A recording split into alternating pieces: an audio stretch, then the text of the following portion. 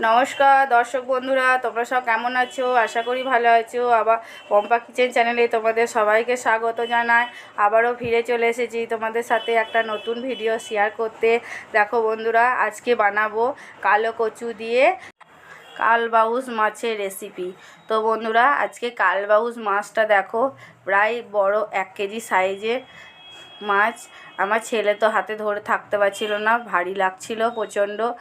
তো দেখো বন্ধুরা, মাছের আঁশগুলোকে ভালোভাবে ছাড়িয়ে দিচ্ছি চামচ দিয়ে, আর বটিতে করে দেখো পাখনাগুলোকে কেটে নিচ্ছি।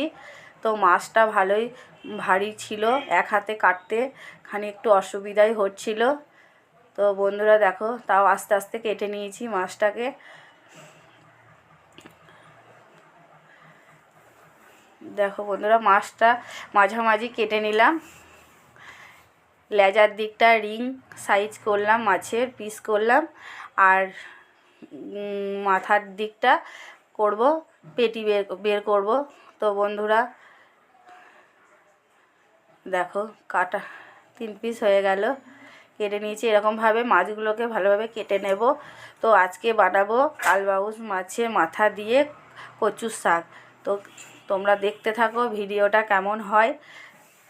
বন্ধুরা, পুরো ভিডিওটা অবশ্যই দেখো, ভালো লাগলে অবশ্যই লাইক করো, শেয়ার করো, কমেন্ট করো।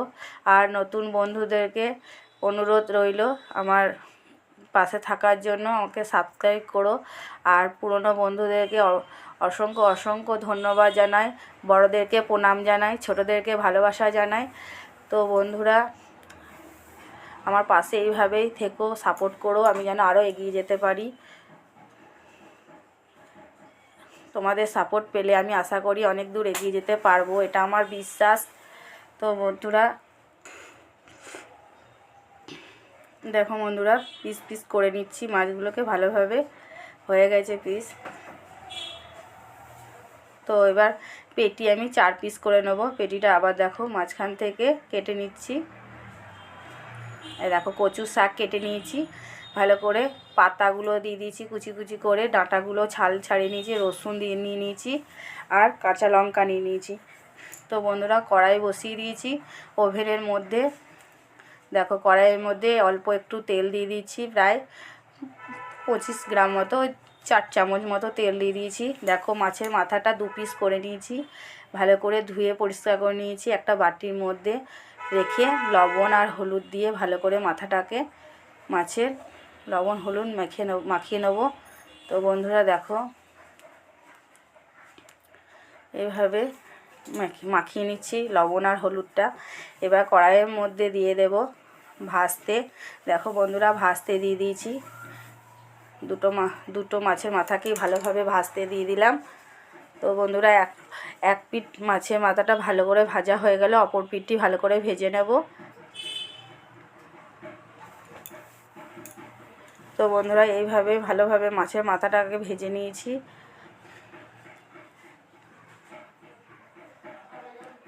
তো রান্নাটা তোমরা এরকমভাবে তৈরি করো বাড়িতে, খুব অসাধারণ হয়েছিল, খেতে ভালো হয়েছিল। দেখো বন্ধুরা, একটা তেজপাতা দিয়ে দিচ্ছি, একটা শুকনো লঙ্কা, আর 4-5 কোয়া রসুন থেতো করে দিয়ে দিয়েছি, আর হালকা একটু জিরে ফোড়ন দিয়ে দিলাম। তো বন্ধুরা, এবার ফোড়নগুলোকে ভালোভাবে নাড়াচাড়া করে নেব, রসুন, জিরে, লঙ্কা, তেজপাতা দিয়ে ভালোভাবে। তো বন্ধুরা, এই কালো কচু শাকটাকে আমি জল গেলে ফেলতে হবে না, একদম ডাইরেক্ট আমি তেলের ওপর দিয়ে নাড়াচাড়া করে রান্না করেছি। তো কোনো গলা ধরেনি, কিচ্ছু না। তো বন্ধুরা, তোমরাও বাড়িতে এরকমভাবে ট্রাই করো, কিচ্ছু হবে না, খুব ভালো খেতে হয়েছিল, অসাধারণ হয়েছিল খেতে। তো বন্ধুরা দেখো, কচু শাকগুলোকে ভালো করে ধুয়ে পরিষ্কার করে নিয়েছি। এবার কড়াইয়ের মধ্যে দিয়ে দিলাম, দিয়ে ভালোভাবে তেলের ওপর দিয়ে নাড়াচাড়া করে নিচ্ছি। দেখো বন্ধুরা,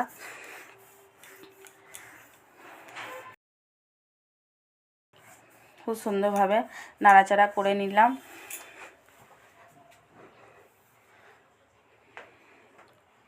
তো বন্ধুরা, এবার দিয়ে দেবো একটু লবণ, দিয়ে দেবো 1 চামচ মতো, ছোটো চামচের, দিয়ে নাড়াচাড়া করলে শাকটা আস্তে নাড়তে নাড়তে কমে যাবে। তো তো বন্ধুরা দেখো নাড়াচাড়া করে নিচ্ছি। অনেকটাই কমে এসছে শাকটা, দেখো পাতাগুলো কমে গেছে অনেকটা।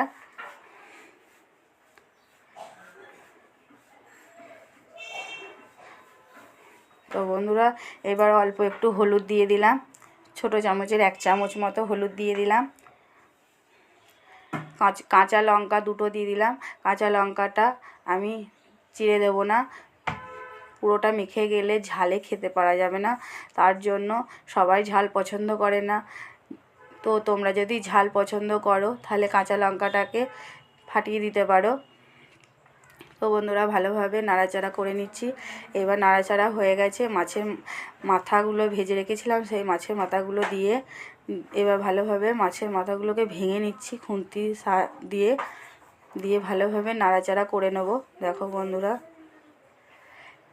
এই রান্নায় কোনো জল আমি ব্যবহার করিনি, শাকের জলেতেই, শাকে থেকে যে জল বের হয়েছে সেই জলেই সেদ্ধ হয়েছে শাকগুলো, আমাকে কোনো জল ব্যবহার করতে হয়নি। তো বন্ধুরা ঢাকা দিয়ে দিলাম, 2 মিনিট মতো হোক। 2 মিনিট পর দেখলাম, দেখো বন্ধুরা অনেকটাই জল বেরিয়ে এসেছে শাক থেকে, আর আমার ভালোভাবে মাখাটাও হয়ে গেছে মাছের মাথাগুলো। তো বন্ধুরা আমি এইভাবেই কচুর শাকটা রান্না করে নিলাম।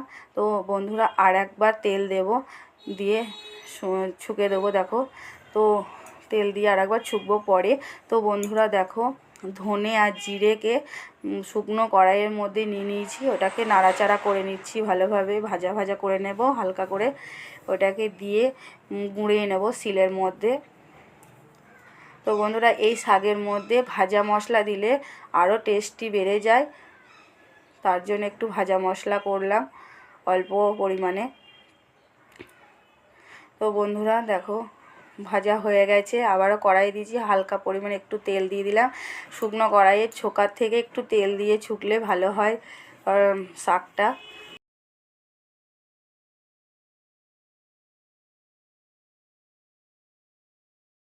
তো বন্ধুরা দেখো ছুকে দিয়েছি শাকটাকে, দেখো দিয়ে নাড়াচাড়া করে নিচ্ছি।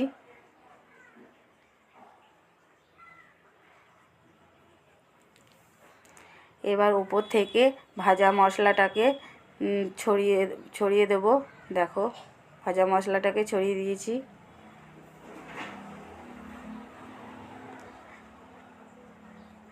আবারও ফের নাড়াচাড়া করে নিলাম ভাজা মশলা দিয়ে।